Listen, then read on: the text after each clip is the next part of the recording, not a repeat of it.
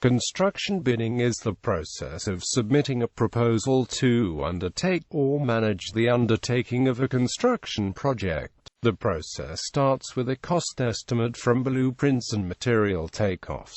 The tender is treated as an offer to do the work for a certain amount of money, or a certain amount of profit. The tender, which is submitted by the competing firms, is generally based on a bill of quantities, a bill of approximate quantities or other specifications which enable the tenders to attain higher levels of accuracy. The statement of work. For instance, a bill of quantities is a list of all the materials of a project which have sufficient detail to obtain a realistic cost, or rate per described item of work. Material. The tenders should not only show the unit cost per material work, but should also, if possible, break it down to labor, plant and material costs. In this way the individual who is selecting the tender will be quite confident that the tender is feasible. Bids are not only chosen on cost alone. Sometimes contractors submit lower tenders to win the contract and win the work. Either the costs that the contractor incurs are greater than the price he is charging the client, and thus is likely to go insolvent, or he will claim for loss and/or expense due to discrepancies in the contract documents. The lowest tender is not always a feasible tender. The lowest tender is the most likely to increase the contract sum the most throughout the course of the project. Bid solicitation. Bid solicitation is the process of making published construction data readily available to interested parties, including construction managers, contractors, and the public. There are several services, including government entities and private plan rooms, that allow project owners to release project details to solicit and obtain contractor bids. These services act as a gateway for project owners to release project information to a large group of contractors. General contractors are subcontractors in an attempt to solicit bids. Many of these services are subscription-based to charge a flat rate for project data. Contractual formation. Depending upon the language in the bid proposal, a subcontracting construction company could make its bid final and, if accepted, a legally enforceable contract is created. In these circumstances, upon determination by the general contractor that a bid is the lowest offer, he can accept the bid, and upon acceptance, a subcontractor cannot renege or revoke its offer. The language of the bid or offer can impact the court's determination of whether the subcontractor intended for further negotiations to take place, or whether the bid was intended to be an option, a unilateral agreement to enter into a contract upon acceptance of the offer. Types of project delivery. The most common methods of construction project delivery include design-build, the design-build, the construction manager as constructor approach, and a negotiated approach. Each of these methods have advantages and disadvantages, and they all can be used to successfully plan, design and undertake a given construction project. Traditional procurement. The traditional procurement method is the most common construction delivery method. This process begins with an owner selecting an architect to prepare construction documents. These are prepared using drafting standards such as the Institute of Civil Engineers ICE Conditions of Contract, or the NEC Engineering and Construction Contract. In most cases, the architect will release these construction documents publicly, or to a select group of general contractors, who will then place a bid on the project which reflects what they believe cost of construction will total. This bid is inclusive of a multitude of subcontractor bids for each specific trade. The general contractor's fee is generally built into the bid cost. Most government contracts are bid competitively using this method. Digital procurement. The digital procurement method is rapidly emerging. There are various websites that provide electronic bidding, tender calls,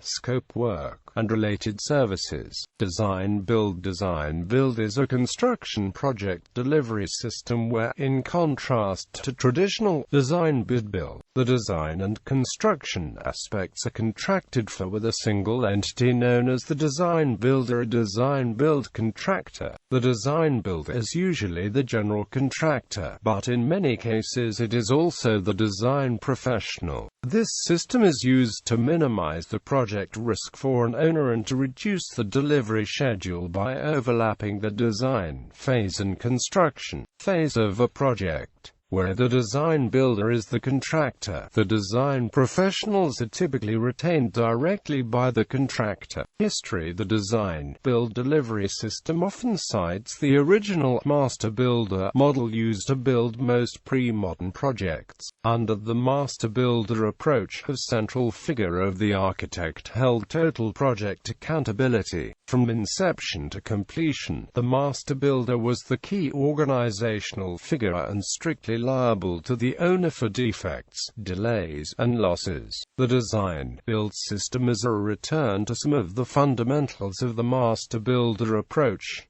Overview of process. Design-build focuses on combining the design, permit, and construction schedules in order to streamline the traditional design-bid-build environment. This does not shorten the time it takes to complete the individual tasks of creating construction documents, acquiring building and other permits, or actually constructing the building. Instead, a design-build firm will strive to bring together design and construction professionals in a collaborative environment to complete these tasks at the same time. Typically, the hallmark of a design-build project is that one organization is responsible for both design and construction of the project. If this organization is a contractor, the process is known as contractor-led design-build. If the organization is a design firm, the process is known as design-led design-build. In either case, the organization employed by the owner rarely handles both aspects of design and construction in-house. In fact, the organization often subcontracts with on-site personnel as well as architects and engineers. Potential problems of design-build. Cost estimating for a design-build project is sometimes difficult because design documents are often preliminary and may change over the course of the project. As a result, design-build contracts are often written to allow for unexpected situations without penalizing either the design builder or the owner. Several organizations provide standardized form contracts for design builders to use, but it is not unusual for the design builder to provide its own contractual documents. This uncertainty requires the owner to rely a great deal on the integrity, acumen, and competence of the design builder. As the certainty of estimates decreases, the opinion of the construction professionals of the design-build firm must be trustworthy, accurate, and reasonably verifiable in order to minimize risk.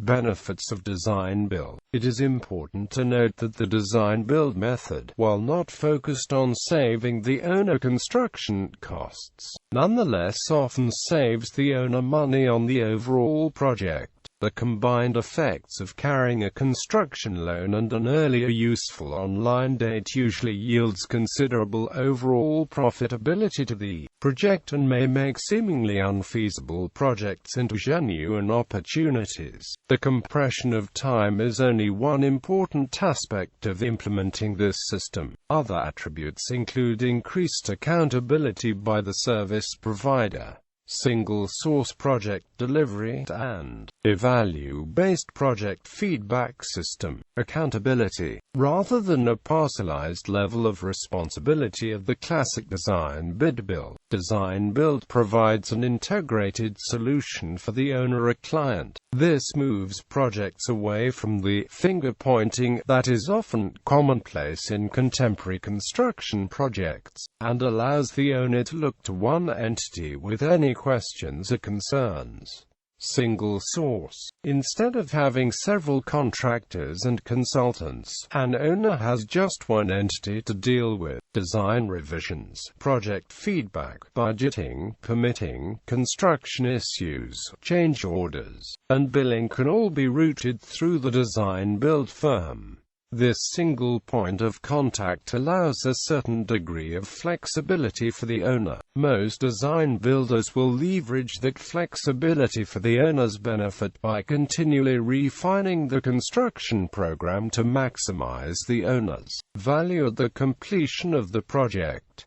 Value-based project feedback. Typically, in order for a contractor to bid on a project, very specific details relating to the methods and materials must be given to avoid any ambiguity and to make an apples-to-apples comparison of bids. In a design-build context, the owner, the owner's other consultants, and the design builder can work together to determine what methods and materials will maximize the owner's value. In instances where marginally more expensive materials, designs, or construction methods might yield a higher return on investment for the owner than those of lower cost, the owner is free to adjust the project's program without having to rebid the entire project.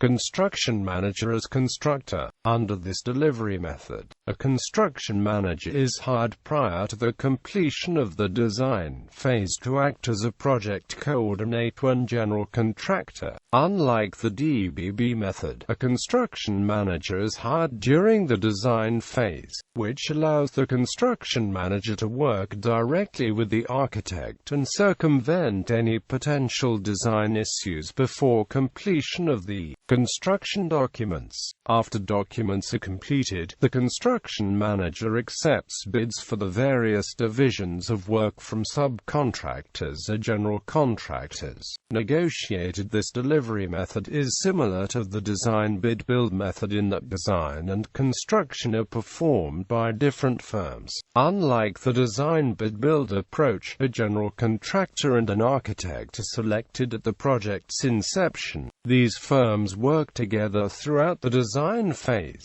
When design documents are complete, the final construction costs are negotiated by the general contractor through bids from subcontractors on various scopes of work.